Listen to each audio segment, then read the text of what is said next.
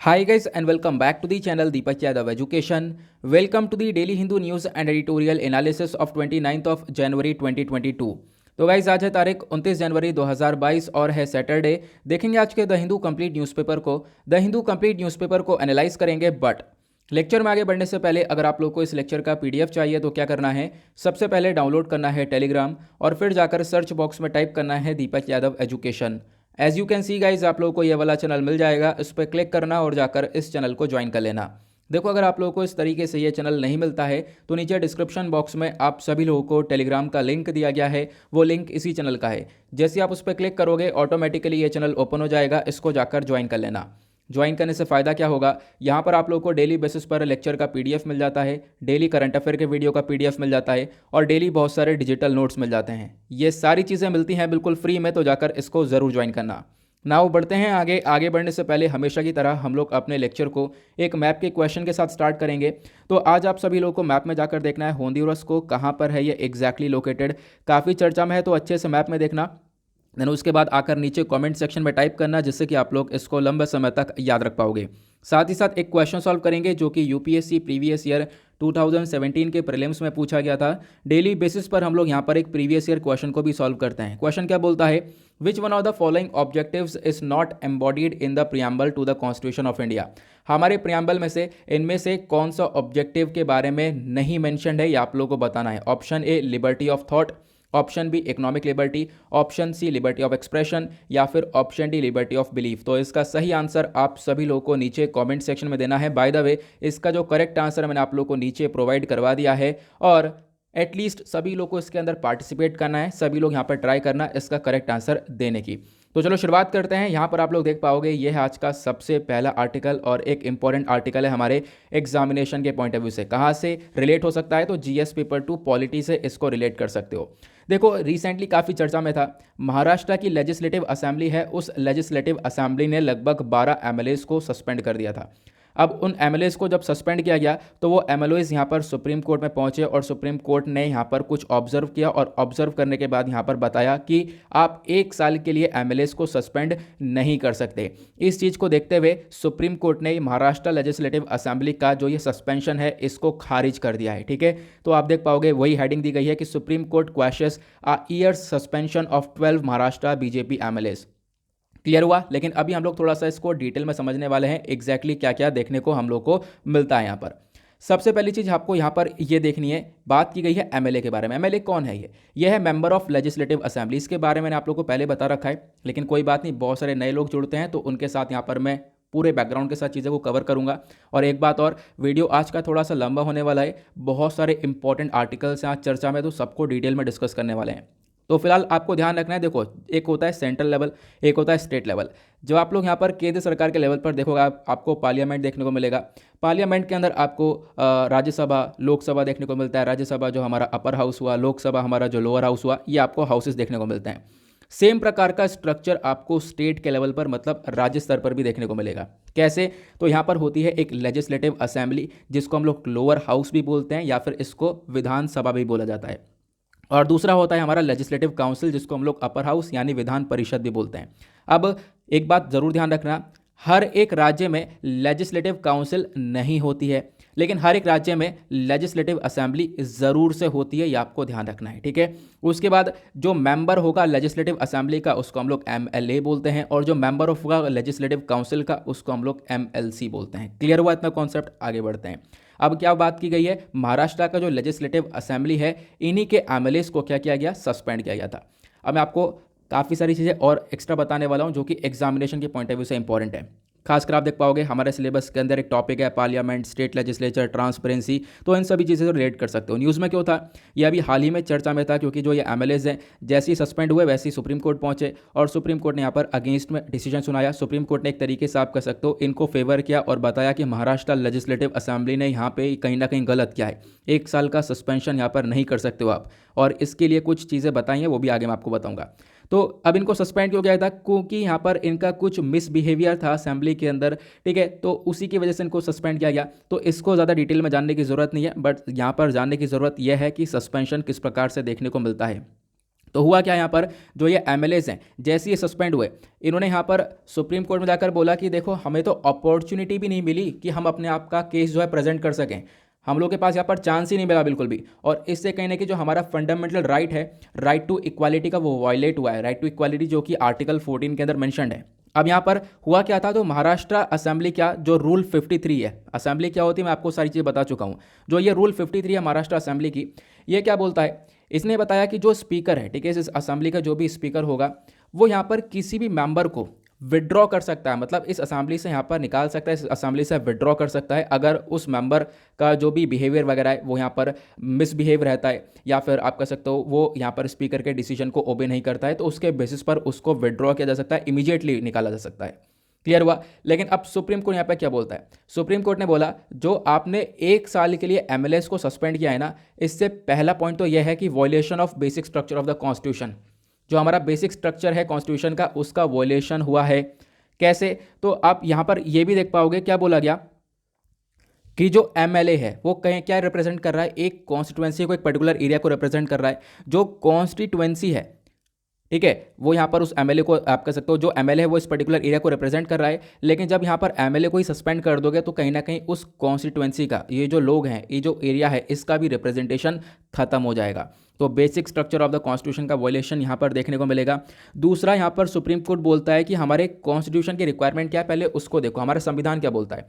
हमारा संविधान जो आर्टिकल 190 क्लॉज 4 है कॉन्स्टिट्यूशन का, वो ये बोलता है कि लगभग if for a period of 60 days a member of a house of the legislature of a state is without permission of the house absent from all the meetings thereof the house may be declare his seat vacant। मतलब क्या है, मतलब यह है कि मान लो यहाँ पर कोई व्यक्ति, ये हमारा कॉन्स्टिट्यूशन का आर्टिकल 190 क्लॉज 4 बोलता है कि यहाँ पर अगर कोई व्यक्ति, कोई मेंबर है बेसिकली इस असेंबली का, वो 60 दिन के लिए गायब रहता है, ठीक है, 60 दिन के लिए वो एब्सेंट हो गया, उसने कोई परमिशन वगैरह ली नहीं है और वो एब्सेंट हो गया, तो उसकी सीट को वैकेंट डिक्लेयर कर दिया जाता है, ठीक है, उसकी सीट को खाली कर दिया जाता है। लेकिन क्वेश्चन यह है, यहाँ पर सुप्रीम कोर्ट बोलता है कि आप देख पाओगे यहाँ पर भी कितना टर्म दे रखा है, 60 डेज का टर्म दे रखा है। कितना टाइम दे रखा है, 60 डेज का। तो मैक्सिमम यहाँ पर हमारे कॉन्स्टिट्यूशन के अंदर भी रिक्वायरमेंट 60 डेज की है। तो आप लोग किस बेसिस पर आप लोगों ने 1 साल के लिए किसी भी मेंबर को सस्पेंड किया। उसके बाद सुप्रीम कोर्ट यहाँ पर कुछ और बोलता है। देखो यहाँ पर सुप्रीम कोर्ट ने बोला कि जो representation of the people act 1951 है, इसका जो सेक्शन 151 क्लॉज ए देखने को मिलेगा, यह बात करता है बाई इलेक्शन के बारे में। जो भी वैकेंसी खाली है, जो भी सीट खाली है, उस पर क्या होगा, बाई इलेक्शन होगा, ठीक है। वैकेंसी खाली होती है तो बीच में बाई इलेक्शन हो जाता है, आप लोग को पता होगा, ठीक है। और ये जो बाई इलेक्शन है, ये भी 6 महीने के अंदर अंदर हम लोग को करवाना होता है। 6 महीने के अंदर अंदर यहाँ पे आप कर सकते हो उस बाई इलेक्शन के तौर पर उस वैकेंट सीट को भरना होता है, ठीक है। क्योंकि यहाँ पर ऐसा हम लोग नहीं चाहते कि कोई भी एरिया यानी कोई भी जो कॉन्स्टिट्यूएंसी है वो बिना रिप्रेजेंटेशन के रहे 6 महीने तक। तो सुप्रीम कोर्ट यहाँ पर बोलता है जो भी प्रोविजन है वो 60 दिन या फिर 6 महीने के मेंशन है हमारे संविधान के अंदर, तो इन एमएलएस को 1 साल के लिए सस्पेंड किस बेसिस पर किया गया है, बस इतना से यहाँ पर कॉन्सेप्ट है। और इस चीज़ को देखते हुए सुप्रीम कोर्ट ने ये डिसीजन को खारिज कर दिया, जैसा आप लोगों ने यहाँ पर इस हेडिंग को देखा है कि सुप्रीम कोर्ट क्वैशेस और इस डिसीजन को। क्लियर हुआ। तो मैंने आप लोगों को अच्छे से यहाँ पर समझा दिया एग्जैक्टली क्या क्या देखने को मिलेगा, हमारे संविधान का क्या क्या आर्टिकल के बारे में सुप्रीम कोर्ट ने बताया था, ये मैंने आप लोगों को बता दिया। सुप्रीम कोर्ट का फिर उसके बाद एग्जैक्टली एक और बात कहनी है, वो कहना यह है कि देखो आप लोग यहाँ पर क्या कर रहे हो, अगर 1 साल के लिए किसी भी यहाँ पर मेंबर को क्या कर रहे हो, सस्पेंड कर रहे हो, तो उसकी वजह से जो पूरी कॉन्स्टिट्यूएंसी है उसको भी पनिशमेंट मिल रहा है। तो उसकी पूरी कॉन्स्टिट्यूएंसी को भी आप लोग यहाँ पर पनिश कर रहे हो।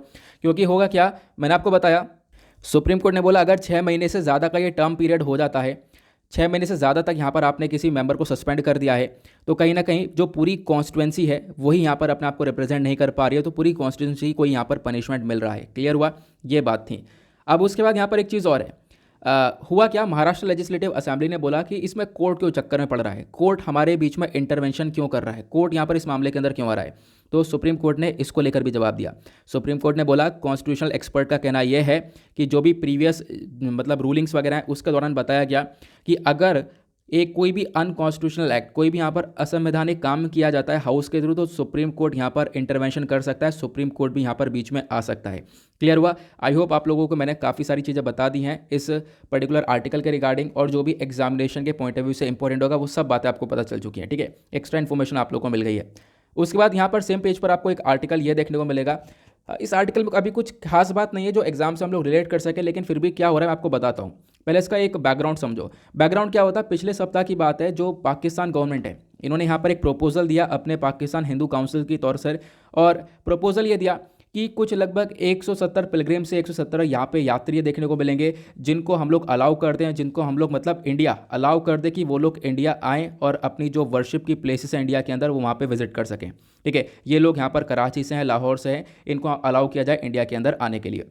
ये यहाँ पर प्रपोजल आया था पाकिस्तान की साइड से। तो अभी इसके ऊपर यहाँ पर आप कह सकते हो इंडिया सोच रहा है, इंडिया यहाँ पर बातचीत करेगा पाकिस्तान से, उसके बाद ही हम लोग डिसाइड करेंगे इन पिलग्रिम्स को अलाउ करेंगे या नहीं करेंगे। और साथ ही साथ यहाँ पर इंडिया का कहना यह है, देखो बिल्कुल पॉजिटिव रहेंगे। साथ ही साथ हमारा मेन मकसद है हम लोग क्या कर सकें, जो एक तरीके से हमारा 1974 का जॉइंट प्रोटोकॉल है रिलीजियस पिलग्रिमेजेस को लेकर। ठीक है, इन पिलग्रिमेजेस को लेकर, यात्रियों को लेकर, जो तीर्थ यात्री होते हैं इनको लेकर कुछ ना हमारे प्रोटोकॉल्स वगैरह हैं, उन प्रोटोकॉल्स को अपडेट किया जाएगा, उनको मतलब थोड़ा सा चेंजेस किए जाएंगे, थोड़ा सा अपग्रेड करने के बेसिस पे उसके बाद हम लोग आगे पाकिस्तान से बातचीत करेंगे। तो अभी पाकिस्तान से बातचीत करने के बारे में चर्चा की गई है। तो अभी फिलहाल आर्टिकल में कुछ ऐसी खास बातें देखने को मिलेंगी नहीं जो एग्जामिनेशन के पॉइंट ऑफ व्यू से डायरेक्टली इंपॉर्टेंट हो, लेकिन हाँ ज़रूर इसके बारे में ध्यान रख सकते हो, क्योंकि डेफिनेटली आने वाले टाइम पर इसके अंदर काफ़ी सारे चेंजेस होते रहेंगे। क्लियर हुआ? आगे बढ़ते हैं अगले आर्टिकल पर। नाउ यहाँ पर आता है अगला आर्टिकल। इस आर्टिकल को हम डिटेल में डिस्कस करेंगे पेज नंबर 11 के ऊपर, क्योंकि ये आर्टिकल आपको वर्ल्ड सेक्शन पर भी देखने को मिलेगा, तो वहीं पर हम चर्चा करने वाले हैं। यहाँ पे पढ़ने से कोई फ़ायदा इसका होगा नहीं। चलते हैं आगे। नाउ उसके बाद यहाँ पर आज का एक और बहुत ज़्यादा इंपॉर्टेंट आर्टिकल है हमारे एग्जामिनेशन के पॉइंट ऑफ व्यू से। हुआ क्या है, फिलीपींस और भारत के बीच में एक डील साइन हो चुकी है। फिलीपींस ने लगभग $375 मिलियन की डील साइन करी है, और भारत से क्या खरीद रहा है फिलीपींस? ब्रह्मोस मिसाइल को। यही ब्रह्मोस मिसाइल जो कि इंडिया रशिया ने मिलकर बनाए हैं, इसकी डील हो चुकी है, और फिलीपींस पहली कंट्री बना है जो कि हमसे ब्रह्मोस मिसाइल को इंपोर्ट कर रहा है। ठीक है, इसके बारे में ध्यान रखना। इस कॉन्ट्रैक्ट को साइन किया गया किसके थ्रू? जो फिलीपींस के डिफेंस सेक्रेटरी हैं डेल्फिन एंड लॉरेंजाना, इनके थ्रू। और बताया गया कि देखो बिल्कुल यहाँ पर एक कंट्री पहली कंट्री बनी है जो कि ब्रह्मोस मिसाइल को परचेज कर रही है, उसी की वजह से काफ़ी खुश हैं ये फर्स्ट फॉरेन नेशन बनने के तौर पर। ये यहाँ पर इनका कहना है। अब देखो इस आर्टिकल के अंदर बस खाली इतनी ही बात है, क्या इससे काम हो जाएगा? एग्जामिनेशन में नहीं होगा। आपको यहाँ पर फिलीपींस इंडिया के रिलेशंस के बारे में भी पढ़ना होगा। ठीक है, उसके बाद यहाँ पर आप लोगों को पढ़ना होगा कि ब्रह्मोस मिसाइल के बारे में भी डिटेल में सारी बातें जाननी होंगी। तो मैं आपको बताता हूँ एग्जैक्टली, थोड़ी थोड़ी चीज़ें मैं आप लोगों को बता देता हूँ जो कि आपको एग्जाम में डेफिनेटली हेल्प करेंगी। पहले तो ये आर्टिकल आपका डिफेंस एंड टेक्नोलॉजी के पॉइंट ऑफ व्यू से भी इंपॉर्टेंट हो जाएगा। ठीक है, अगर हम लोग डिफेंस के मामले में देखें तो अगर हम ब्रह्मोस मिसाइल के बारे में बात करें तो ब्रह्मोस मिसाइल एक जॉइंट वेंचर है। जॉइंट वेंचर का मतलब दो कंट्रीज़ ने मिलकर, दो कंट्रीज़ के यहाँ पर ऑर्गेनाइजेशंस ने मिलकर इसको बनाया है। जैसे भारत का DRDO था, defence research and development organisation. उसके बाद यहाँ पर आप देख पाओगे रशिया का NPOM था, जिन्होंने मिलकर यहाँ पर इसको बनाया। उसके बाद जो ये ब्रह्मोस नाम है आखिरकार ये किस बेसिस पर दिया गया है? तो ये रिवर्स के ऊपर है, नदियों के ऊपर नाम है। इंडिया की रिवर है एक ब्रह्मपुत्र और रशिया की रिवर है मॉस्कवा। ठीक है, तो इसी के बेसिस पर ये नाम दिया गया। उसके बाद बताया गया 2 स्टेज यहाँ पर ये मिसाइल सिस्टम देखने को मिलेगा। सॉरी हाँ, 2 स्टेज मिसाइल सिस्टम देखने को मिलेगा। इसमें एक स्टेज लिक्विड का रहेगा, और फर्स्ट स्टेज आपको लिक्विड का देखने को मिलेगा, और जो दूसरा स्टेज होता है वहाँ पर लिक्विड रामजेट देखने को मिलेगा। मतलब इन मिसाइल्स के अंदर अलग अलग स्टेजेस होती हैं। ठीक है, एक में सॉलिड प्रोपेलेंट इंजन रहेगा और दूसरे में यहाँ पर लिक्विड रामजेट आपको ये देखने को मिलने वाला है। उसके बाद क्या बताया गया? उसके बाद बताया कि देखो ये जो मिसाइल है ये कहीं ना कहीं एक मल्टी प्लेटफॉर्म इस मिसाइल है, इसको कहीं से भी लॉन्च कर सकते हो, ज़मीन से, हवा से, ठीक है, समुद्र से। तो इसकी कैपेबिलिटी अपने आप में काफ़ी ज़्यादा, और ख़ास बात है कि इसकी अंदर एक्यूरेसी यानी अपने टारगेट पर जाकर बिल्कुल सटीक तरीके से हिट करेगा, वो भी काफ़ी ज़्यादा है। चाहे वो दिन हो चाहे वो रात हो, हर एक वेदर कंडीशन के अंदर ये बिल्कुल परफेक्ट मिसाइल है। उसके बाद ये मिसाइल ऑपरेट करता है फायर एंड फॉरगेट के कॉन्सेप्ट के ऊपर, कि आप लोगों को यहाँ पर छोड़ देना है, छोड़ने के बाद यहाँ पर कोई गाइडेंस की ज़रूरत नहीं है, आराम से यहाँ पर ये टारगेट को अपने हिट करेगा। प्लस उसके बाद खास बात यह है कि जो ब्रह्मोस है एक one of the fastest cruise missile बोला जाता है। ठीक है, अब यहाँ पर मैंने आपसे कल ही पूछा था क्रूज मिसाइल और बैलिस्टिक मिसाइल के बीच में डिफरेंस क्या होता है ना, तो मैं आपको बताता हूँ अभी फिलहाल। तो अभी क्या है, ब्रह्मोस बेसिकली एक क्रूज मिसाइल है, और जो कि आप कह सकते हो स्पीड जो है इसकी लगभग मार्क 2.8 की स्पीड से भी ज़्यादा है। मार्क 2.8 की स्पीड का मतलब है मतलब साउंड की स्पीड से भी आपको थोड़ा सा ये ज़्यादा देखने को मिलेगा, ये यहाँ पर बताया गया। मतलब जितनी आवाज़ की स्पीड है, जितनी तेज़ी से आप बोल रहे हो, मतलब कि जैसे आप लोगों ने कुछ बोला इतनी देर में किसी व्यक्ति को सुनाई दिया, मतलब ये जो आपकी साउंड की स्पीड है, इस साउंड की स्पीड से 3 गुना ज़्यादा स्पीड यहाँ पर इसकी देखने को मिलेगी ब्रह्मोस मिसाइल की। ठीक है, और जैसा कि मैंने आप लोगों को बताया ये क्रूज मिसाइल है। क्रूज मिसाइल कैसे चलता है, तो आपको बस खाली इनके पाथ के बारे में देखना है, इसके हिसाब से आप आराम से चीज़ों को अच्छे से समझ पाओगे। जैसे जो बैलिस्टिक मिसाइल होता है ये हमारे एनवायरमेंट से बाहर जाता है और वापस एनवायरमेंट में एंटर करता है, अपने टारगेट को बाद में हिट करता है। लेकिन क्रूज मिसाइल हमारे एनवायरमेंट के अंदर ही रहता है और इस प्रकार से अपना टारगेट हिट करता है। तो यहाँ पर आपको देखने को मिलेगा ये क्रूज मिसाइल और ये बैलिस्टिक मिसाइल के बीच का डिफरेंस। ये हुआ हमारा एक टॉपिक कंप्लीट। लेकिन अभी इसी आर्टिकल में एक और चीज़ इंपॉर्टेंट है, वो है इंडिया फिलीपींस का रिलेशन। तो इसको भी डिस्कस कर लेते हैं, अलग से मैं आपको बता रहा हूँ क्योंकि बहुत इंपॉर्टेंट है। कोई भी आप स्टैटिक बुक पढ़ोगे तो उसके अंदर आपको यही देखने को मिलेगा, तो मैं यहाँ पर आपको बताने की कोशिश कर रहा हूँ। ठीक है, अब क्या है, इंडिया और फिलीपींस के रिलेशंस के बारे में बात करें तो इनके रिलेशंस काफ़ी पुराने हैं। लगभग 1949 में इनके रिलेशंस एस्टेब्लिश हो चुके थे। फिलीपींस आज़ाद हुआ था 1946 के अंदर और इंडिया आज़ाद हुआ था 1947 में, आप लोगों को मालूम है। दोनों कंट्रीज़ को इंडिपेंडेंस मिला। अब उसके बाद यहाँ पर आप कह सकते हो 1949 से दोनों कंट्रीज़ का रिलेशनशिप डेवलप होना चालू है। फिर उसके बाद क्या होता है, जब इंडिया लुक ईस्ट पॉलिसी को लॉन्च करता है, ठीक है, तो उसके बाद तो हमारे रिलेशंस और ज़्यादा इंटेंसीफाई हो चुका है। जो आसियान कंट्रीज़ हैं, ठीक है, उनके साथ रिलेशंस और ज़्यादा बढ़ गए। 1992 के अंदर हमने ये देखा। और खासकर जो फिलीपींस है उसके साथ हमारा जो बायलैटरली रिलेशन है वो काफ़ी तेज़ी से बढ़ा। मैं आपको बताता हूँ, देखो, लुक ईस्ट पॉलिसी और एक्ट ईस्ट पॉलिसी को जैसे हम लोग लेकर आए ना, तो उसकी वजह से जो ईस्टर्न कंट्रीज़ हैं उनके साथ रिलेशंस हमारे काफ़ी अच्छी तरीके से डेवलप हुए हैं। यहाँ पर अगर हम लोग एक मैप देखें तो एक मैं मैप लगाया था मैंने, चलो कोई बात नहीं, यहाँ पर इसको देख लेते हैं। पहली बात तो आप लोग फिलीपींस को मैप में देख पाओगे, ये आपको देखने को मिलेगा हमारा महान भारत, और इंडिया के कंपैरिजन में आपको नीचे की साइड आपको यहाँ पर देखने को मिलेगा, यह है फिलीपींस। ठीक है, अब एक्ट ईस्ट पॉलिसी का मतलब है कि इंडिया यहाँ पर जो ईस्टर्न कंट्रीज़ है, खासकर ये वाली कंट्रीज़, इनके साथ अपने रिलेशंस को डेवलप करेगा, बायलैटरल ट्रेड को डेवलप करेगा। मतलब इन कंट्रीज़ के ऊपर हम अच्छे से ध्यान देने वाले हैं, अपने रिलेशंस को इनके साथ डेवलप करने वाले हैं। इसी वजह से यहाँ पर इसको हम लोग ईस्ट पॉलिसी के तौर पर देखते हैं, तो आपको ध्यान रखना है। ठीक है, तो फिलीपींस भी यहीं पर आता है और फिलीपींस के साथ हम लोगों ने अभी रिलेशंस को डेवलप किया है और रिलेशंस काफ़ी पुराने हैं। मैंने आपको बताया, चाहे वो ट्रेड का मामला हो, व्यापार हो, इंडस्ट्री हो, ठीक है, या पॉलिटिकल सिक्योरिटी का कॉन्सेप्ट हो, तीनों के ही आप कह सकते हो कि अंदर रिलेशंस दोनों कंट्रीज़ के ज़्यादा बेहतर देखने को मिलेंगे। प्लस जब हम व्यापार के बारे में बात करते हैं तो इंडिया यहाँ पर एक पॉजिटिव ट्रेड बैलेंस के अंदर चलता है। मतलब कि इंडिया बहुत कुछ एक्सपोर्ट करता है फिलीपींस को, और इंपोर्ट भी करते हैं लेकिन इंपोर्ट कम करते हैं, एक्सपोर्ट हम लोग ज़्यादा करते हैं। तो इसी वजह से यहाँ पर इंडिया इसमें ट्रेड पॉजिटिव की कैटेगरी के अंदर रहता है, क्योंकि आपको बताया ये पॉजिटिव कैटेगरी क्या होती है, जब हम लोग एक्सपोर्ट ज़्यादा करें और इंपोर्ट कम करें। ठीक है, इससे क्या होगा, हमारे पास जो बाहर की करेंसी है वो ज़्यादा आएगी।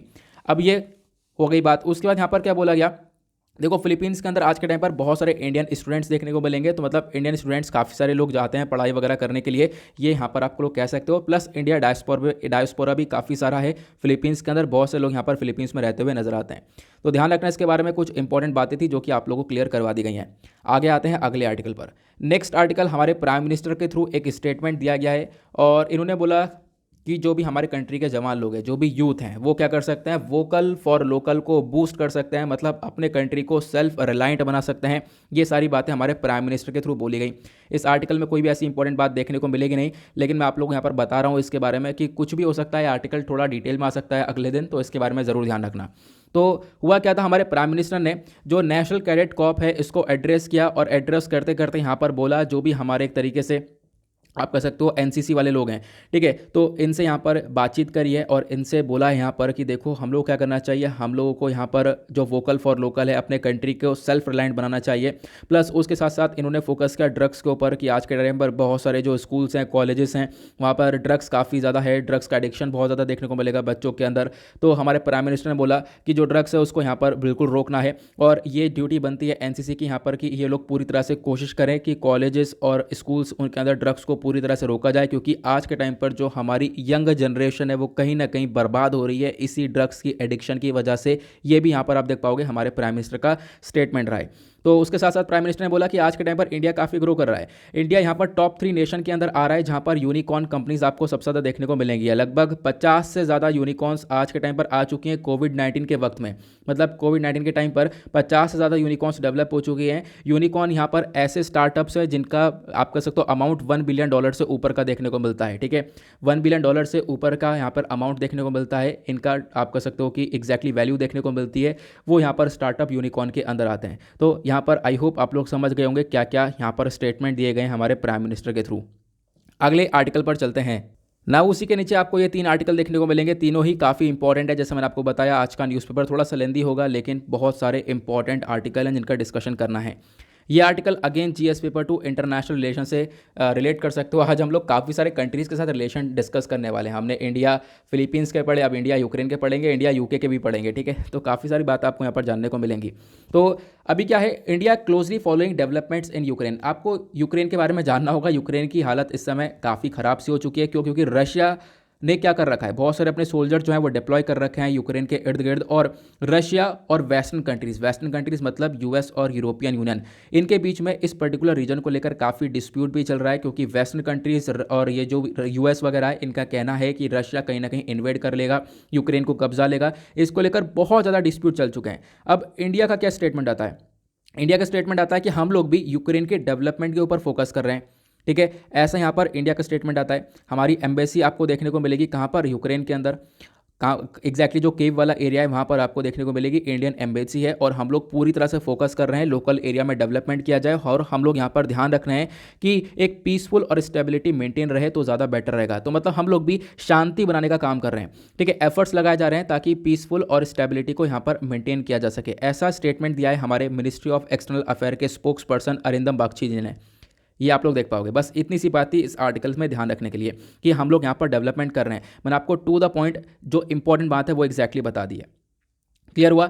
लेकिन अभी क्या है ना, मैं आपको थोड़ी बातें और बताता हूँ कि इंडिया यूक्रेन के रिलेशंस कहाँ पर स्टैंड करते हैं। तो इंडिया ने डेवलपमेंट स्टार्ट कर दिया, मतलब इंडिया भी यहाँ पर कोशिश कर रहा है कि देखो एक पीसफुलनेस, एक स्टेबिलिटी जो है ज़रूर मेंटेन रहे यहाँ पर, तो ज़्यादा बेहतर रहेगा। अब इस आर्टिकल को जो भी मतलब आप रिलेट करोगे अपने एग्जाम में, तो इंडिया यूक्रेन के रिलेशन ज़रूर पढ़ना, और जो भी आप स्टैटिक बुक पढ़ते हो वहीं के रिलेशन आपको यहाँ पर ये देखने को मिलेंगे। ठीक है, क्योंकि रिलेशन कब एस्टेब्लिश हुए, कैसे बढ़ने चालू हुए, वो चीज़ें बदलेंगी नहीं, वो एक इतिहास हो गया, वो वैसा का वैसा ही रहेगा, है ना। तो ये चीज़ें पढ़नी बहुत ज़्यादा इंपॉर्टेंट हो जाती हैं। तो सबसे पहली बात, आर्टिकल कैसे रिलेट होगा, तो सिलेबस में बायलैटरल ग्रुपिंग एग्रीमेंट करके टॉपिक आपका डायरेक्टली मेंशन कर रखा है यूपीएससी ने। अब इंडिया यूक्रेन के रिलेशंस के में सबसे पहला पॉइंट आता है डिप्लोमेटिक रिलेशंस। तो यहाँ पर बोला गया जैसे ही यूक्रेन बना था, यूक्रेन कैसे बना आपको पता होगा, 1991 में यूएसएसआर जो सोवियत यूनियन था ये टूटा था, और यूक्रेन यहाँ पर 1991 से पहले इसी सोवियत यूनियन का पार्ट हुआ करता था। अब यूएसएसआर टूटा तो उसके बाद यहाँ पर यूक्रेन बना, एक अलग से कंट्री बनी, और सोवियत यूनियन टूटने के बाद 1991 के बाद आप कह सकते हो यूक्रेन बनकर आया, यूक्रेन की सरकार बनी, और यूक्रेन यहाँ पर एक सोवरन इंडिपेंडेंट कंट्री बनकर निकल कर आया। अब उसके बाद इंडिया ने अपनी एक एम्बेसी है इंडिया की, कहाँ पर आपको केव के अंदर, यूक्रेन का जो एरिया है आपको केव वहाँ पर ये देखने को मिल जाएगी। अब भारत ने जो एम्बेसी है वो 1992 के अंदर बनाई थी, जिसके बारे में अभी चर्चा की जा रही है। उस एम्बेसी की मदद से हम लोग यूक्रेन के अंदर पीस और स्टेबिलिटी को मेंटेन करेंगे। तो 1992 में भारत ने यहाँ पर इस एम्बेसी को बनाया था। यूक्रेन ने अपने बहुत सारे मिशंस ओपन करे न्यू दिल्ली के अंदर लगभग फरवरी 1993 में। तो आपको ध्यान रखना था, मतलब यूक्रेन भी यहाँ पर इंडिया के अंदर इन्वॉल्वमेंट दिखा रहा था, और इंडिया भी यहाँ पर यूक्रेन के अंदर इन्वॉल्वमेंट दिखा रहा था। और इंडिया यूक्रेन के जो खासकर फ्रेंडली रिलेशंस हैं, जो एक तरीके से कॉपरेशन है, वो कौन कौन से एरिया में देखने को मिला, एजुकेशन में, म्यूचुअल लीगल असिस्टेंस के अंदर, और जो स्पेस कॉपरेशन है, ठीक है, यहाँ पर भी दोनों कंट्रीज मिलकर अपने आपस में कॉपरेट कर रहे थे। फिर उसके बाद दोनों कंट्रीज़ के डिफेंस रिलेशनशिप के बारे में बात करें तो यूक्रेन हम लोगों को बहुत सारी मिलिट्री टेक्नोलॉजी प्रोवाइड करवाता था। ठीक है, बहुत सारी इक्विपमेंट्स प्रोवाइड करवाता था। ठीक है, अब ये करवाता था क्यों कह रहा हूँ, मैं अभी आगे बताऊंगा आपको, है ना। तो यूक्रेन यहाँ पर एक काफ़ी मेजर सोर्स रहा है हमारे मिलिट्री टेक्नोलॉजी का, इक्विपमेंट्स का। ये आपको ध्यान रखना है। जब से हम लोग आज़ाद हुए हैं तब से काफ़ी कुछ सपोर्ट मिला है यूक्रेन की साइड से, खासकर मिलिट्री टेक्नोलॉजी पर। यूक्रेन ने मैन्युफैक्चर किया है, मतलब यूक्रेन ने ही बनाया है कौन सा, R-27 air to air missile, जो कि आज के टाइम पर भारत की एयरफोर्स इस्तेमाल कर रही है अपने Su-30 MKI फाइटर एयरक्राफ्ट्स के अंदर। तो यहाँ पर ये यूक्रेन की मिसाइल है जो कि आज के टाइम पर हम लोग इस्तेमाल कर रहे हैं, यूक्रेन से लिया हुआ है। और लेकिन आज के टाइम पर सिचुएशन थोड़ी बदल चुकी है, भारत भी काफ़ी एडवांस हो चुका है डिफेंस के मामले में, और हम लोग भी यहाँ पर क्या कर रहे हैं, सप्लाई कर रहे हैं कुछ वेपन्स यूक्रेन को, ताकि हमारे जो डिफेंस कॉपरेशन है वो और ज़्यादा बेहतर बने रहें। अब बात करते हैं व्यापार की। ये हमने डिफेंस के मामले में बात कर लिया, डिप्लोमेटिक रिलेशंस के बारे में बात कर लिया, ट्रेड के बारे में बात करें तो इंडिया यहाँ पर यूक्रेन का एक लार्जेस्ट एक्सपोर्ट डेस्टिनेशन देखने को मिलेगा। मतलब यूक्रेन हम लोगों को काफ़ी कुछ एक्सपोर्ट करता है, आपको यहाँ ध्यान रखना है। और उसके बाद हम लोग भी काफ़ी कुछ एक्सपोर्ट करते हैं। हमारे लिए सबसे अच्छा मटेरियल वो है फार्मास्यूटिकल्स। हम लोग काफ़ी सारे फार्मास्यूटिकल्स जो प्रोडक्ट्स हैं वो एक्सपोर्ट करते हैं यूक्रेन में।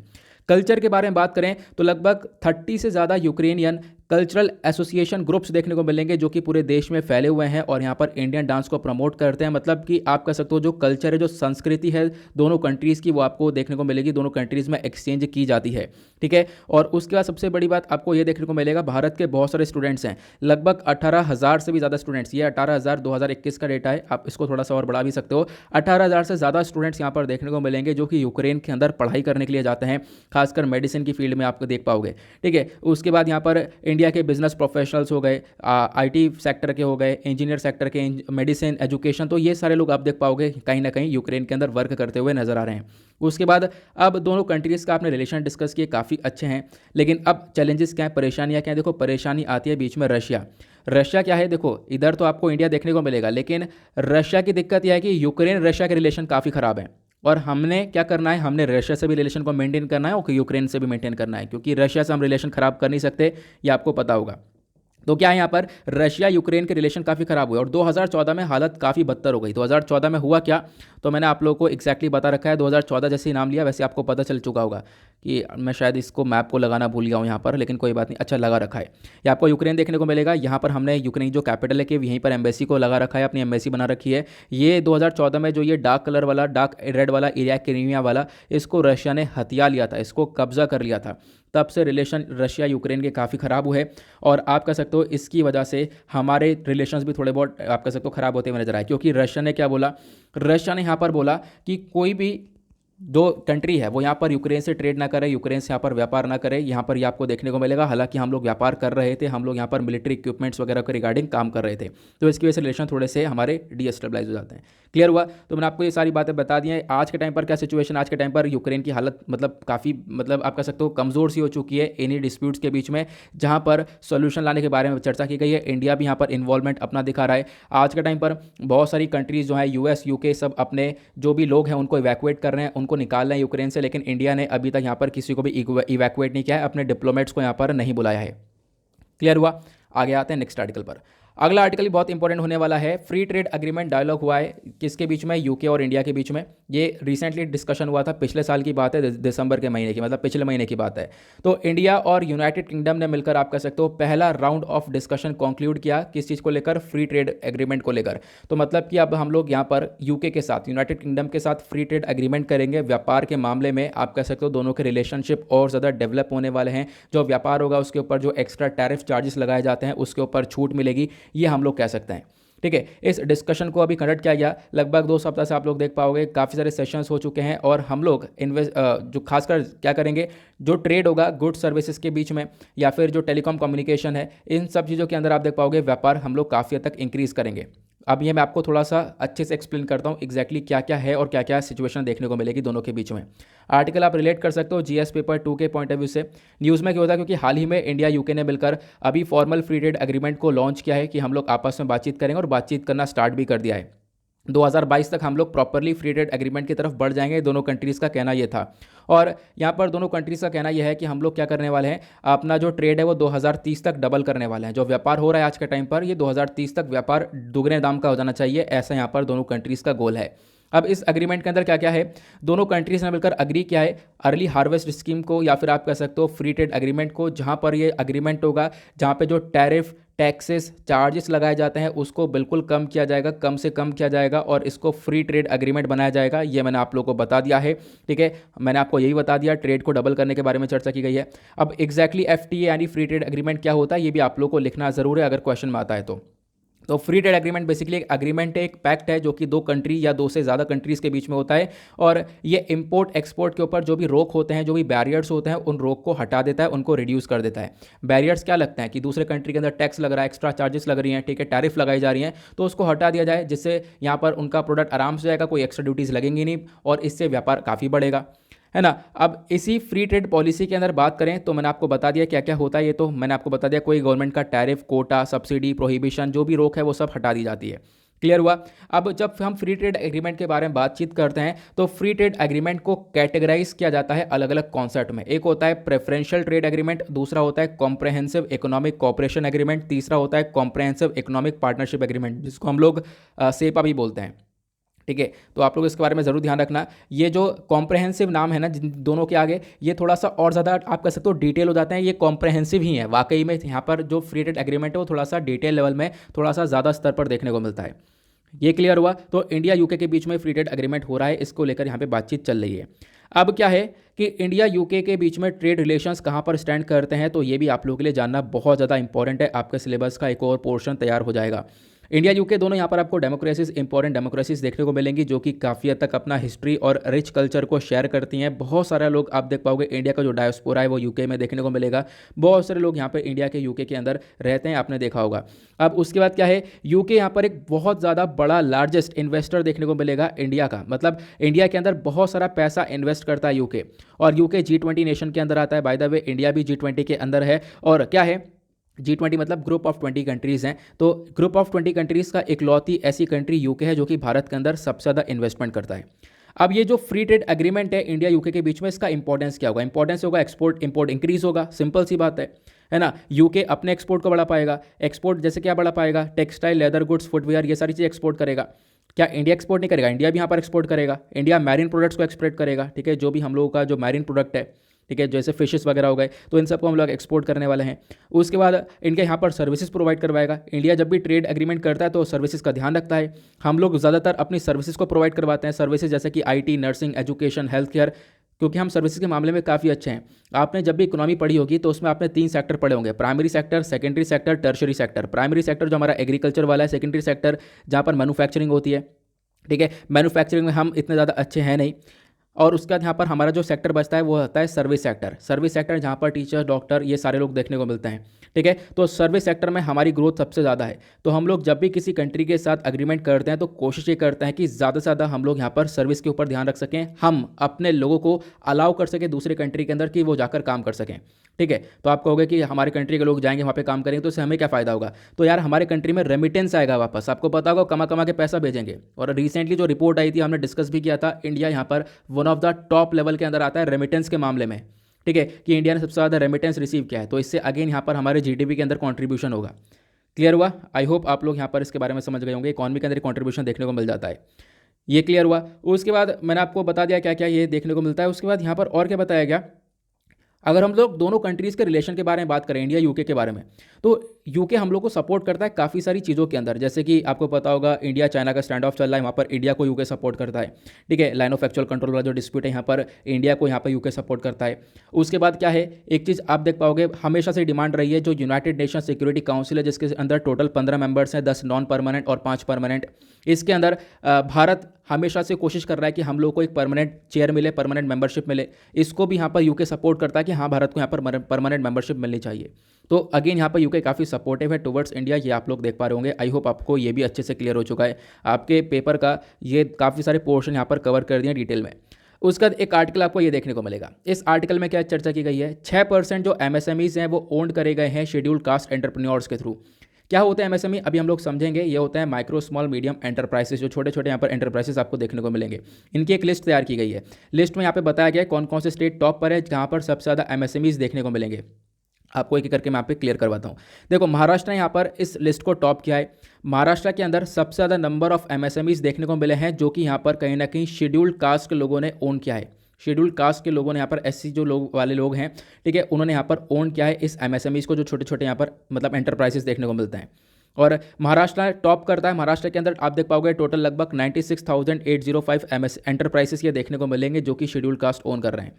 उसके बाद महाराष्ट्र ने टॉप किया। महाराष्ट्र के बाद कौन कौन है देखने को मिलेगा, महाराष्ट्र के बाद तमिलनाडु देखने को मिलेगा। तमिलनाडु सेकंड नंबर पर और राजस्थान थर्ड नंबर पर। मतलब यहाँ पर सबसे ज़्यादा MSMEs देखने को मिलेंगी जो कि ओन कर रही है शेड्यूल्ड कास्ट, ठीक है। तो ये आपको ध्यान रखना है। और सबसे बड़ी बात क्या है ना, अगर हम पूरे नेशन की बात करें, पूरे कंट्री के अंदर जो शेड्यूल्ड कास्ट ओन एंटरप्राइज हैं वो सिर्फ और सिर्फ 6% देखने को मिलती हैं, जिसमें से आप महाराष्ट्र, तमिलनाडु और राजस्थान में देख पा रहे होंगे कितनी ज़्यादा उन्होंने ग्रोथ पाई है।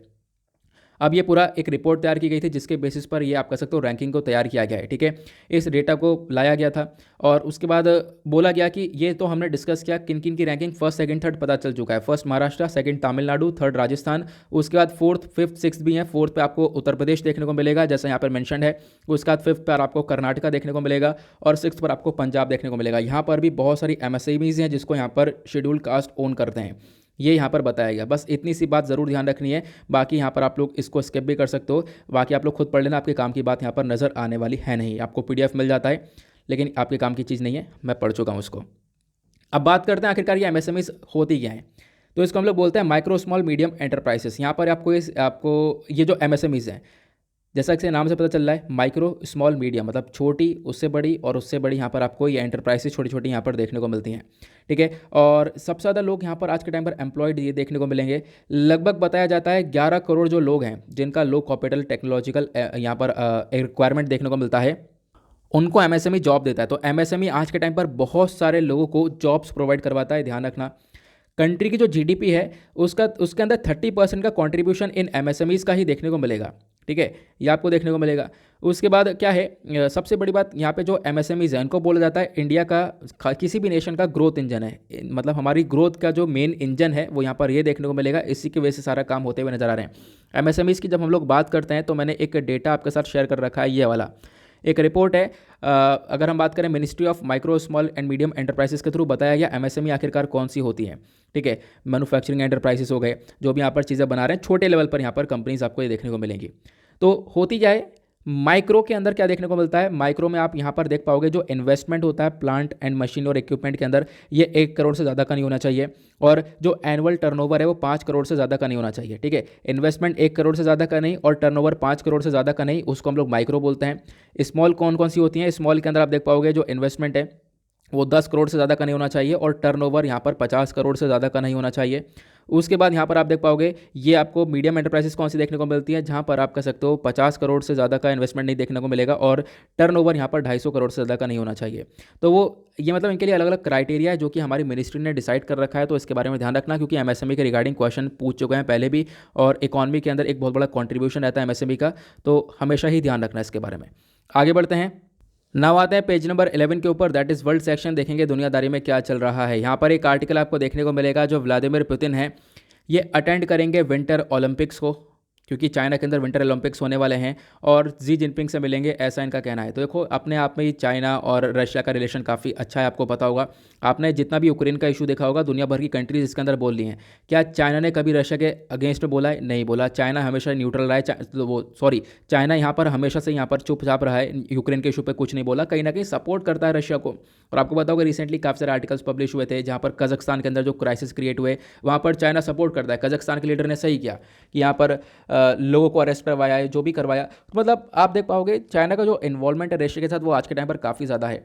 तो अभी बोला गया है कि जो विंटर ओलंपिक्स होंगे वहाँ पर पुतिन अटेंड करेंगे एक मीटिंग चाइना के साथ, चाइना के जी जिनपिंग के साथ बातचीत करेंगे। तो अभी के लिए इस आर्टिकल को स्किप कर सकते हो, अभी के लिए आर्टिकल में ज़्यादा कुछ है नहीं। उसका एक आर्टिकल आपको ये देखने को मिलेगा, श्रीलंका काफ़ी चर्चा में है और बहुत इंपॉर्टेंट कंट्री बन चुका है। आपके रिगार्डिंग क्वेश्चन भी बन सकते हैं, क्वेश्चन भी बन सकते हैं इसके रिगार्डिंग एग्जाम में। बोला गया श्रीलंका के अंदर जो इकोनॉमिक क्राइसिस है वो काफ़ी ज़्यादा बढ़ चुके हैं आज के टाइम पर। खासकर कुछ एरिया ऐसे एरिया से पहुंच चुके हैं जो वर्कर्स हैं, वहाँ पर वर्कर्स भी एक तरीके से काफ़ी हद तक अफेक्ट हो चुके हैं। वर्कर्स को काफ़ी प्रॉब्लम्स हो रही हैं, इतने ज़्यादा इकोनॉमिक क्राइसिस बढ़े हैं।